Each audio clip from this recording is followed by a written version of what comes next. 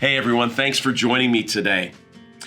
Have you ever heard a person refer to someone as left for dead? I have. Do you know what that phrase means? It means that they have been left behind to die. It means to abandon someone as being dead, even though they might not be dead. The Bible is full of characters who were left for dead.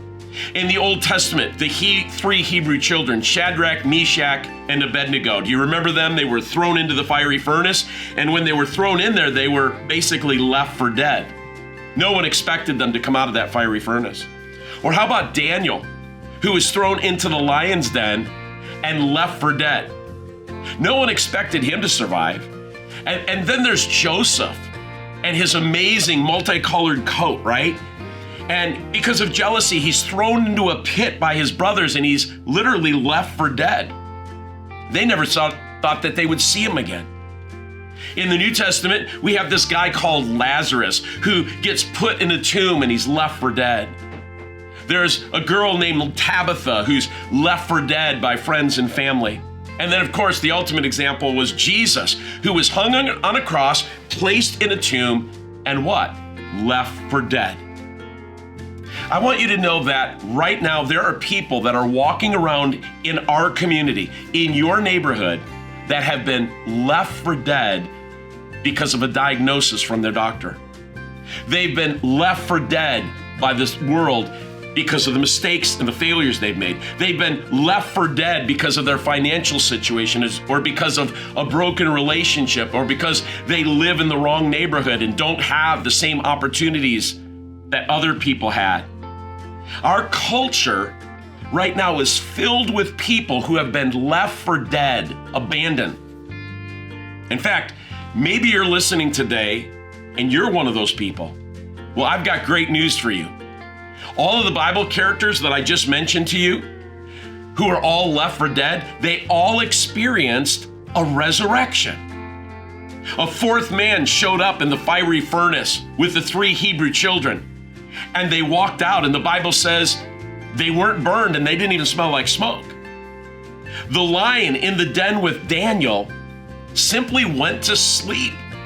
And the next morning when the king arrived, Daniel was alive. Jesus brought Lazarus back to life. Jesus awakened Tabitha from her sleep, and Jesus himself rose from the dead. In each case, what appeared to be true wasn't true. In fact, listen to what Matthew 28, verses 2-7 says. Suddenly there was a great earthquake, for an angel of the Lord came down from heaven and rolled aside the stone, and then he sat on it.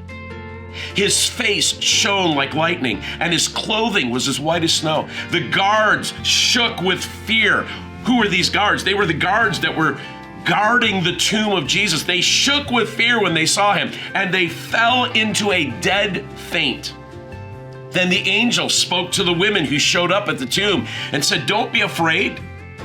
I know that you're looking for Jesus who was crucified, but he isn't here. He has risen from the dead, just as he said would happen." Wow. You can't write a movie script like that. This Sunday is Easter Sunday. It's Resurrection Day. It's a day of hope because the message of Easter is simply this: if you've been left for dead by life, God can and God will resurrect you. And this Sunday in my Easter message, I'm going to be talking about how God is able to resurrect things that have been left for dead. So I want you to invite someone. I want you to bring someone with you to Easter service because they need to experience a resurrection in their life. This weekend, we're going to have an 8 a.m. and a 10 a.m. service at our North Campus, and we'll be having a 10 a.m. service at our South Campus. I want to encourage you, don't miss Easter. Use this as an opportunity to bring family members, to bring friends, to bring coworkers, to bring neighbors for a message that is filled with hope that I believe will change their lives and will change their eternal destiny. So I look forward to seeing you this weekend for our Easter services. And by the way, Thanks for joining me. I appreciate you tuning in. I'll see you this Sunday. Bring someone with you. God bless.